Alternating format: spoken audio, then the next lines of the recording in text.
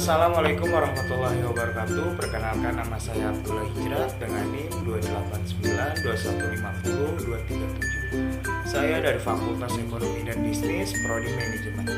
Di sini saya akan memaparkan materi UAS saya, yaitu dengan mata kuliah Ekonomi Manajerial dengan materinya sendiri, kebijakan menghadapi resiko usaha, dengan dosen pengampu Bapak Inhar SEMM. Konsep dan pengertian resiko. Kebijakan menghadapi resiko usaha. Resiko adalah kata dan kondisi yang hampir selalu dihadapi dalam menjalani hidup ini. Hampir tidak mungkin manusia tanpa resiko. Begitu juga dengan kehidupan usaha atau bisnis. Yang pertama, konsep dan pengertian resiko.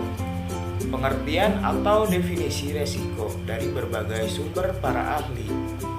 Resiko adalah yang pertama, ketidakpastian mengenai sesuatu. Yang kedua, kejadian yang tidak diinginkan. Yang ketiga, sesuatu yang terjadi di luar tujuan semula.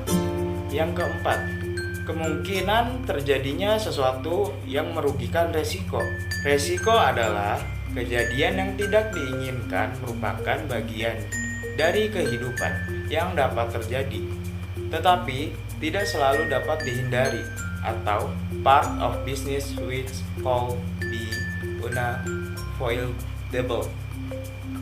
Maka risiko investasi adalah tidak tercapainya tujuan semula atau tidak terjadinya manfaat yang diharapkan, yang ujungnya adalah kerugian atau pemborosan.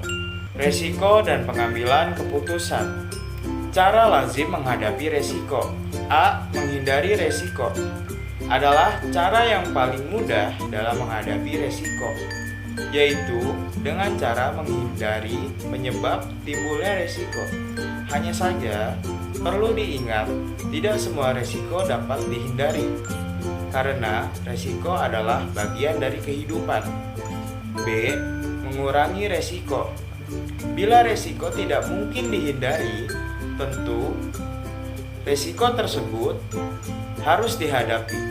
Mengurangi resiko berarti memperkecil kemungkinan probabilitas untuk terjadinya resiko tersebut atau memperkecil kerugian atau akibat dari resiko yang mungkin timbul.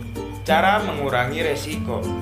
Yang pertama, education program, memahami perilaku resiko. Yang kedua, safety program, menyiapkan program penyelamatan. Yang ketiga, preventive program, menjaga timbulnya harfat atau resiko. Yang C, menghitung dan bersiap menghadapi resiko, yaitu bisa dengan menyiapkan langkah untuk menangani resiko, misalnya dengan menyiapkan dana atau resource lain untuk recovery atau penyembuhan dari resiko yang timbul, melakukan self insurance atau menyiapkan program khusus untuk menghadapi resiko. Faktor yang mempengaruhi manajemen resiko. Ada beberapa yang dapat mempengaruhi manajemen resiko suatu perusahaan atau bisnis. Faktor-faktor tersebut antara lain: A. Jenis dan sifat resiko. Perlu dilihat apakah resiko tersebut dapat diasuransikan. Bila resiko tersebut insurable risk, maka ada pilihan untuk asuransi dalam manajemen resiko.